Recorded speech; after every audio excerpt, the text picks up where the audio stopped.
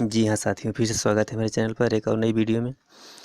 आज की कहानी का शीर्षक है पराये भरोसे काम कभी नहीं होता।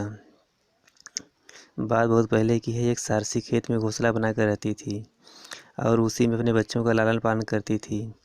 जब खेत की फसल पकने पर आई तब सारसी सोचने लगी, अब खेत में कटाई चलेगी, इसलिए यहाँ रहना और बच्चों को रखना ठीक नहीं। परंतु बच्चों को अभी तक उड़ना नहीं सिखाया है, इसलिए उसने और कुछ दिन खेत में रहने का सोचा और बच्चों से कहा, देखो बच्चों, मैं रोज़ ही घोंसले से बाहर जाती हूँ। अब यहाँ खेत में किसान आएंगे और भली भांति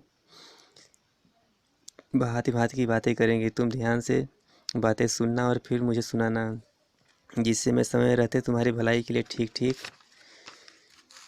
से कुछ काम कर सकूँ। एक दिन सारसी घोंसले से बाहर कहीं कीड़े मकोड़े लाने की चली गई। कुछ देर बाद वहाँ खेत में किसान आया। वह पौधे देखते ही बोला, अन्न पक गया है, कटने लायक हो गया है। अच्छा चलूँ पड़ोसियों से कह दूँ, वे आएंगे और किसी दिन काट कर ले जाएंगे।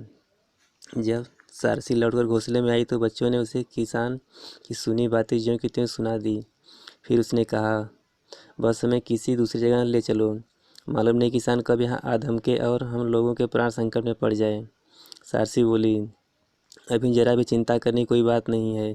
किसान अपने पड़ोसियों के भरोसे है, इसलिए कभी खेत कटने में बहुत देर है। पड़ोसी अपने खेत को काटेंगे या इसका खेत काटने आ जाएंगे। कुछ दिन बाद किसान फिर खेत में आया। उसने पौधे देखते देखते कहा, अन्न तो बिल्कुल पक गया है, परंतु पड़ोसियों ने इसे काटने के लिए अब तक हाथ नहीं लगाया है। उनका भरोसा करना व्यर्थ है। अच्छा चलूँ भैया से कह दूँ, शायद वे आएँ और इसे काट ले जाएं। अब शाम को सारसी घोंसले में वापस आई तो बच्चे ने उसे किसान की ये बातें भी ज्यों की त्यों सुना दी। फिर उसने कहना शुरू किया, अब तो हम लोगों को आप दूसरी जगह ले ही चलो। अब किसान के भाई खेत काटने आएंगे और हम लोगों के प्राण संकट में पड़ जाएंगे। सारसी उनको समझाने लगी, पागल तो नहीं हो गए हो? चिंता करने की कौन सी बात है? अभी तो वे अपने खेत काटने में लगे हुए हैं, भला वे अपना काम छोड़कर इनका खेत काटने क्यों आने लगे। 2-3 दिन बाद किसान फिर खेत में आया और पीछे पीछे आकर कहने लगा, अब तो अनाज इस तरह पक गया है कि पौधे से टूट टूट कर झड़ने लगा है, परंतु मेरे भाइयों ने इसे काटने के लिए कुछ नहीं किया। यदि यह और देर हो जाएगी तो मुझे बहुत हानि उठानी पड़ेगी, इसलिए अब दूसरों का मुंह ताकना व्यर्थ है। अब मैं अपना काम स्वयं करूँगा और सुबह से ही खेत में काटने में भीड़ जाऊँगा। तो बच्चों आज भी बच्चों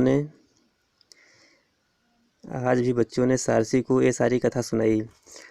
फिर उसने आग्रहपूर्वक कहा, माँ अब भी दूसरी जगह चलोगी या यहीं रहोगी, हम लोगों के प्राण संकट में डालोगी? सारसी बोली, हाँ अब चलूँगी, सवेरा होने से पहले ही यह जगह मैं छोड़ दूँगी। अब किसान की समझ में आ गया है कि